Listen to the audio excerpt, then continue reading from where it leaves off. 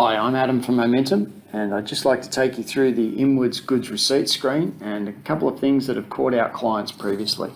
Firstly, I'd like you to do me a favour. There's a column here called Fulfilled. I'd like you to move that all the way over next to the receipt quantity and then right click and save the column settings. Now that will ensure that you can see the Fulfilled column right next to the quantity and it will make your life easier in the long run.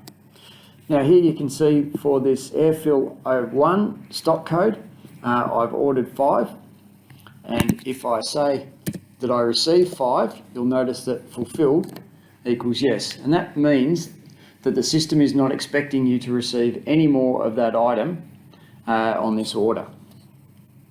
Now if we look at airfill 05, if I put in 4, you'll see fulfilled is set to no. Now that means that the system is expecting that there will be one more of that airfill 05 supplied in the future.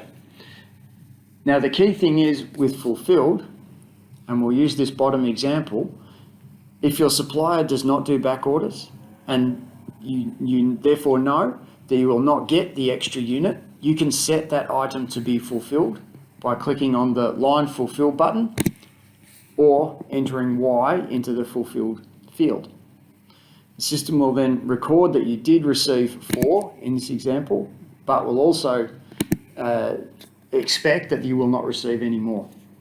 Now one thing we need to point out here, which has gotten a few customers caught, is when you have either entered the full quantity like we have on the first line, or used the line fulfilled option and realised you've made a mistake. So watch what happens to the line fulfilled field as I change the quantity from 5 back to 4. You'll notice that the system still thinks it's fulfilled. And in fact, no matter how I change it, it's still going to think that the line is fulfilled, unless I set the quantity back to 0.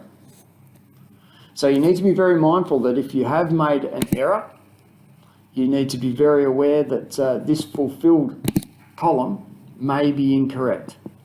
So I'll just go through that again. If the received quantity is equal to or higher than the amount ordered, then the system will think that the line has been fulfilled. However, if you've made a mistake and you change that quantity back to something smaller but not 0, the system will still think it is fulfilled and close that line off.